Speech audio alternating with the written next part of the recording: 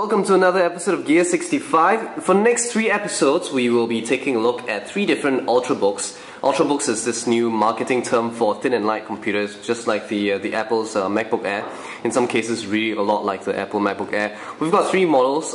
Today we are taking a look at the Lenovo Ultrabook. They call this the Lenovo IdeaPad U300S. We also have Toshiba's as well as Asus Ultrabooks right here, which we will take a look at that in the upcoming episodes. So let's start with the Lenovo Ultrabook.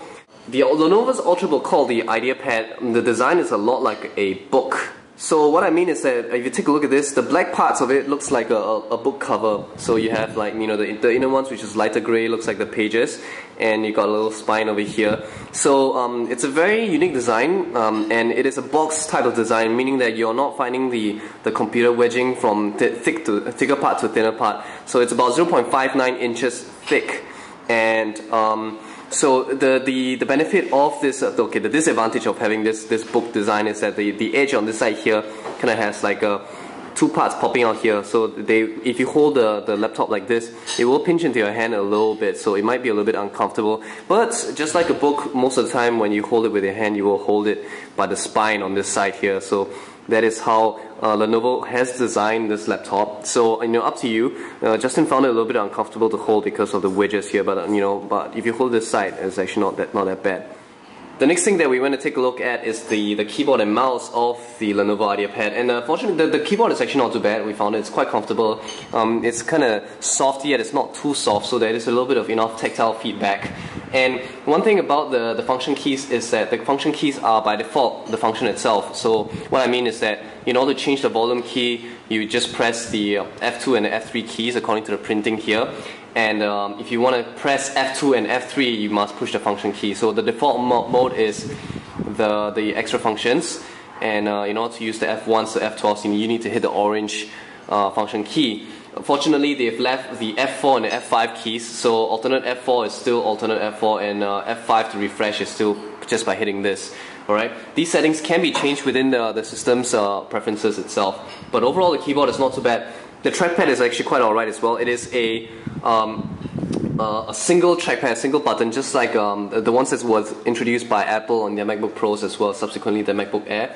So they have a little printing on this side, so if you push on the whole mouse, it's actually left clicking. If you push it on this corner, it will be considered as a right click. So overall, not too bad. And what I like is that the design of the computer is very clean. So you know, it makes it look quite unique and beautiful to look at because it's just very clean. And finally, the ports. Again, following the whole clean type of thing, there aren't a lot of ports. So you know, over here you have the vents. You have a single USB port on this side. And on the other side, you have this is a headset jack. So just like the Apple computers, where connecting this a mobile phone headset, you get both microphone as well as headphones. If not, you know, there is no dedicated microphone port. This is a USB 3.0 port and an HDMI port. This is a full HDMI port. The power is on this side. So in total, you have 2 USB ports, just 2. One of them which is a USB 3.0 port. And there is no VGA port at all. There is an HDMI port, however, so there is no dedicated VGA port. So if you want to put this out, connect this to a projector, you do need to use an adapter. On the front here, they've got something that's quite cool. They've got this little printing here, so when the computer is off, this whole thing is just empty. You don't see anything at all, not even any signs of any LEDs. But when it's on, the light passes through a little bit, a very light engraving through the casing itself, revealing the power as well as the battery LEDs. The strangest thing about this computer that I found though is this little button. This is Lenovo's One Recovery key, and what happens is that when you push this button, it brings up a recovery software within the system. And what recovery software am I talking about? You, by a single push of a button, and you know, subsequently pressing enter, of course, you can reformat the entire machine. You know, just by this one dedicated button. Of course, it can also allow you to recover from a previous backup. But you know, I guess maybe they are not that confident that Windows machines are that reliable, and they think that you might actually need dedicated, you know, reformatting or backup recovery button. But then again, you know, Lenovo and ThinkPad computers have always been known for their backup recovery software. So this is probably why Lenovo has added this in. There's nothing wrong with adding this in. I just thought it's very amusing for them to put a physical dedicated button just for you to reformat the machine. Alright, so now let's talk a little bit about the specs. This is, all the Ultrabooks come with solid state drive, so this is, just like the rest, comes with a 128GB solid state drive. This particular model is comes with 4GB of RAM.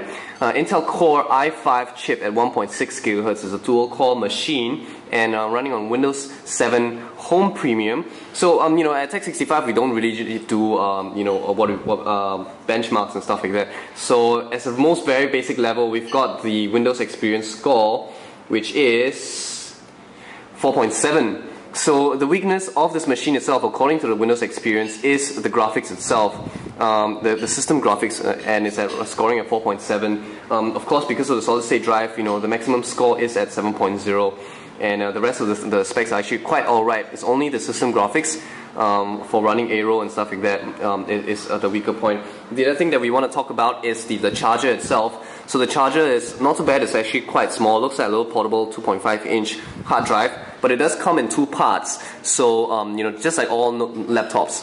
So there's going to be a lot of excessive cable that you're going to be bringing along. But overall, that's nothing.